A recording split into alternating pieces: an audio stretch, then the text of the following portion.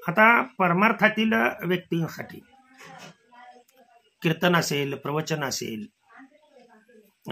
गायन करण्यासाठी वेगवेगळे राग असतील.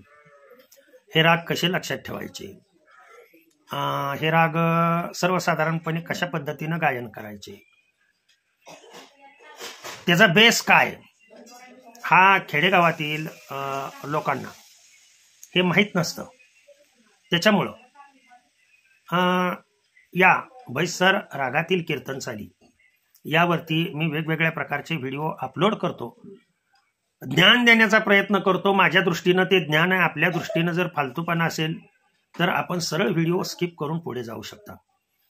परंतु हे जे मला भगवंताने दिलेली क्षमता आहे, ती क्षमता माझ्याकडे जे ज्ञान दिलेलं आहे ते फक्त मी इतरांना देण्याचा प्रयत्न करतो.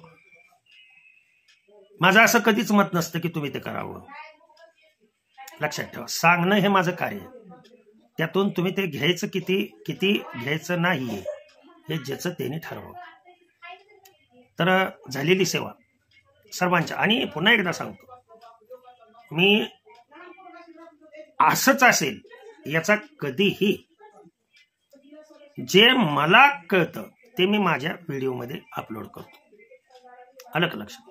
त्याच्यामुळं जे चांगलं असेल ते घ्या, जे नको असेल ते मला परत द्या.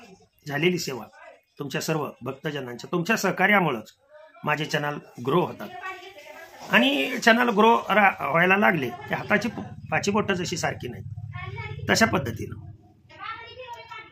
मनुष्याचे गुणधर्म आहेत काय, असे सर्वच प्रकारचे लोक या जगतामध्ये आहेत. मग त्यामध्ये काही रावण वृत्तीचे आहेत, काही राम वृत्तीचे आहेत, काही वृत्तीचे आहेत. ह्या वृत्ती आहेत, या वृत्तीप्रमाणे असणारे लोक आहेत. त्यामुळे मी अशी अपेक्षा कधीच करत नाही की सर्वांनी चांगल्या कमेंट्स कराव्या. परंतु आपणास काय हवं आहे या चॅनलवरती ते मात्र आवर्जून कमेंट्समध्ये सांगावं.